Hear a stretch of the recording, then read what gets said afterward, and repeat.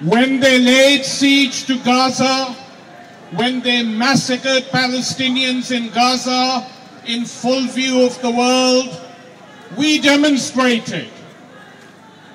We argued that it wouldn't stop there.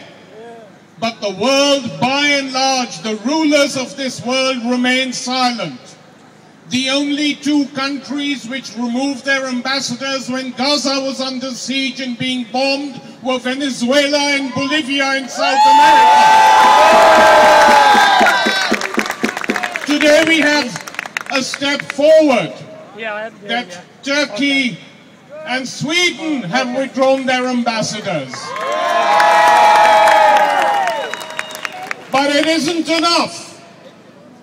Because as Martin Linton said, rude words do not hurt the rulers of Israel.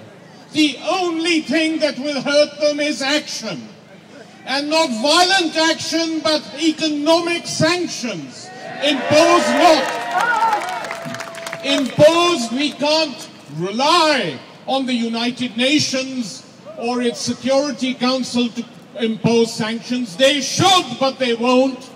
But we have to support the campaign that is getting more and more powerful in the United States and parts of Europe for boycott, divestment and sanctions against an apartheid and a killer state.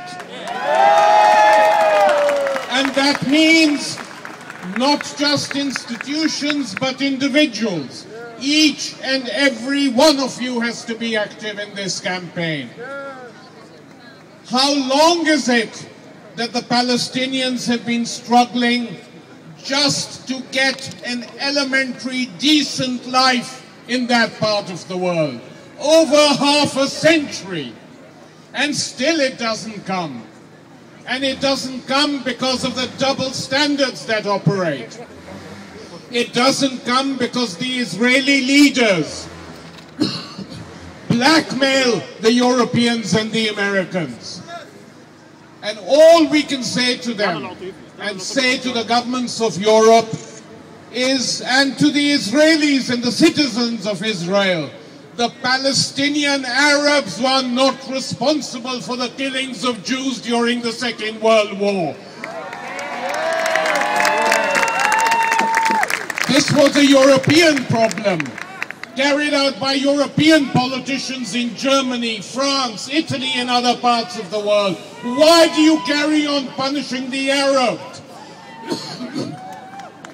Europe may have a guilty conscience. The Palestinian Arabs have no guilty conscience.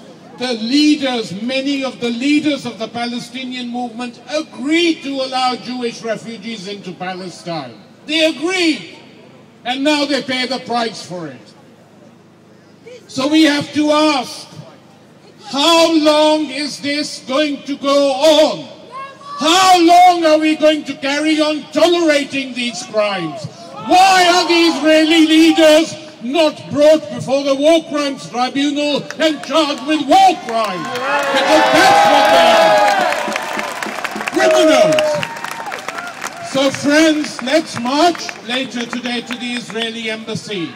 But lift your fists now and say, we pledge to carry on the struggle for boycott, for divestment, for sanctions, till the apartheid regime in Israel is defeated and the Palestinians are free. Yeah!